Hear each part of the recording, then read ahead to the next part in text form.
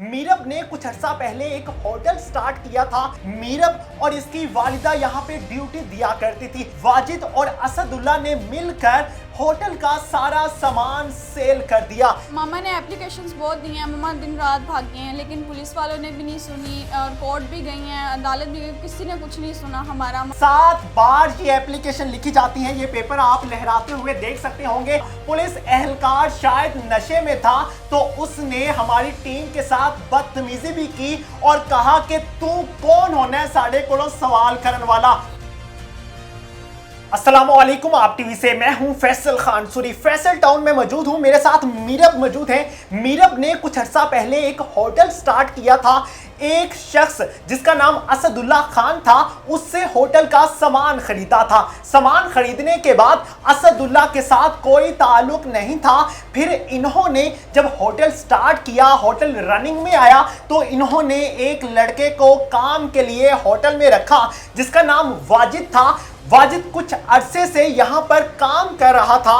मीरब और इसकी वालिदा यहाँ पे ड्यूटी दिया करती थी, लेकिन कुछ दिनों के लिए ये ऑफ पर चले गए।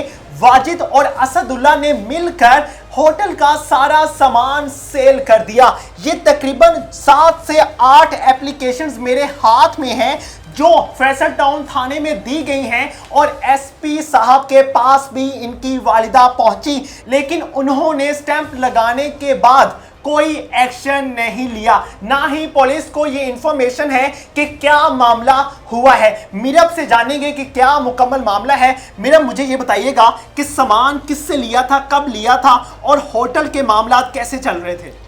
ये हमने सामान असदुल्ला खान पठान है उससे लिया था हमारे होटल का।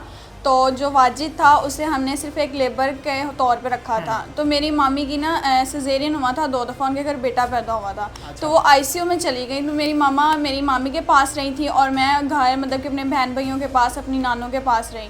तो पीछे से जब हम चक्कर नहीं लगा सके, टाइम नहीं मिला क्योंकि मामी की हालत बहुत सीरियस थी। तो जब मामी ठीक होकर घर आई तो जब हम होटल पर आए तो लोगों ने हमें बताया कि यहाँ से वो होटल सेल करके वो जा चुके हैं, उन्होंने आगे किसी और को कर दिया। और जो वो बैठे हुए थे उन्होंने हमें बताया भी नहीं कि कितने में सेल किया, कितने में नहीं किया, और वो हमें मिल भी नहीं रहे कि वो हमें मिल जाए। सामान कितने में खरीदा था?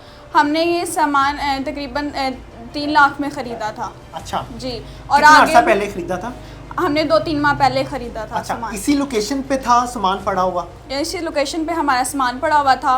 और हम जब रनिंग हुआ है ना तो उन्होंने जब देखा है कि अच्छी इनकम आ रही है और अच्छा सही मतलब कि कारोबार चल रहा है, और उन्होंने आगे बेच दिया। और जिन्हें बेचा है और वो हमें अब बता भी नहीं रहे कि उन्होंने कितने में बेचा है और कहाँ चले गए हैं, और ना ही उनका हमें पता बता रहे हैं। सामान में कौन कौन सी चीज़ शामिल थी? सामान में सब कुछ था, सब कुछ, चेयर्स, एसी, सब कुछ था उसमें। फुल कमरे का सारा सामान था। वाजिद का इसमें सारा रोल क्या है?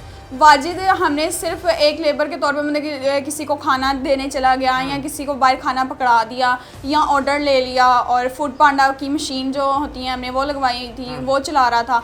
तो लेकिन बाद में मामा को कहता कि मैं आपका बेटा हूँ, आप फिक्र ना करें, आप अपनी भाभी के पास जाएं, मैं आपका सामान, मैं आपका मतलब कि कारोबार संभालूंगा, आप फिक्र ना करें, आपको पीछे पैसे भी जाया करेंगे। लेकिन हमें 1.5 माह तक उसने कुछ भी नहीं दिया, और हम पीछे जब हम आए हैं अपने होटल को देखने के लिए तो वो हमारा सामान बेच के जा चुका था यहाँ से। मीरब, जब आप लोगों ने कंप्लेन की, आपकी वालिदा थाने में गई है, एप्लीकेशंस दी हैं, क्या अमल हुआ है इस पे? मामा ने एप्लीकेशंस बहुत दी हैं, मामा दिन रात भागे हैं, लेकिन पुलिस वालों ने भी नहीं सुनी और कोर्ट भी गई हैं, अदालत भी गई, किसी ने कुछ नहीं सुना हमारा। मामा इतना रोई हैं कि एक पुलिस वाले भी कहते रहे हैं कि हम आपकी करेंगे हेल्प, हम आपका एक्शन लेंगे, लेकिन कोई एक्शन नहीं ले रहा, कोई भी हमारी बात नहीं सुन रहा। कुछ अर्सा पहले मीरब की एक वीडियो वायरल हुई थी कि मीरब ने गरीब फैमिली के लिए एक ढाबा बनाया है कि कोई भी शख्स यहाँ पर आकर फ्री खाना खा सकता है। लेकिन अफसोस के साथ कहना पड़ रहा है कि पाकिस्तान में गरीब होना एक जुर्म है। मीरब एक गरीब फैमिली के साथ ताल्लुक रखती है, कोई स्ट्रॉन्ग बैकग्राउंड नहीं है मीरब का। जब मीरब की वालिदा थाने में जाती हैं और ये एप्लीकेशन देती हैं कि हमारा सामान सेल कर दिया गया है, तो एप्लीकेशन तो लिख ली जाती है, 7 बार ये एप्लीकेशन लिखी जाती है। ये पेपर आप लहराते हुए देख सकते होंगे। इन पेपर को पुलिस वाले कोई अहमियत नहीं देते। सिर्फ और सिर्फ इन पेपर्स की अहमियत ये है कि ये रद्दी के कागजों में बेचे जा सकते हैं। इन पेपर्स को अहमियत ना देते हुए जब हमारी टीम ने पुलिस एहलकारों से राब्ता किया कि आपने इन एप्लीकेशंस पर क्या एक्शन लिया है, तो उनका कहना था कि हमारे इल्म में नहीं है कि ये सारा मामला क्या हुआ था। पुलिस एहलकार शायद नशे में था, तो उसने हमारी टीम के साथ बदतमीजी भी की और कहा कि तू कौन होना है साढ़े कोलों सवाल करने वाला। जब हमारी टीम की जानिब से कहा गया कि हम सहाफ़ी हैं और हम जानना चाहते हैं इन एप्लीकेशंस पर क्या अमल हो चुका है या नहीं, तो उन्होंने कहा कि हमने ये दरख्वास्तें ही खारिज कर दी हैं। हमारा इस दरख्वास्त पर ना ही तो एक्शन होगा और ना ही हम एक्शन लेंगे। जब तक ये हमें रिश्वत नहीं देंगे तब तक हम कोई एक्शन नहीं लेंगे। ये एप्लीकेशन दिए हुए तकरीबन 1 माह से जायद अरसा गुजर चुका है, लेकिन अभी तक इस पर कोई अमल दरामद या फिर कोई एक्शन नहीं लिया गया। मीरब, क्या कहना चाहोगी आला अहकाम को? मैं यही कहना चाहूँगी कि एक मेरी मेहनत थी, मेरा ख्वाब था गरीब लोगों की मदद करना। मैं यही चाहती थी कि मैं आगे से आगे बढ़ सकूँ, लेकिन उन्होंने मेरा जो हाल मतलब कि हमारा किया, हम इतना भागे, हमने इतना ढूंढा लेकिन वो हमें नहीं मिला। मैं यही कहना चाहूँगी कि मुझे मेरे पैसे या मेरे वो बंदे हमें बता दें कि वो हमारे पैसे में लौटा दें, जिससे मैं अपना ख्वाब पूरा कर सकूँ जो मेरा अधूरा रहे। ये दोनों रहते कहाँ पे हैं? वाजिद भाई हैं जो वो भेरे में रहते हैं और जो असदुल्ला खान है वो KPK में रहता है।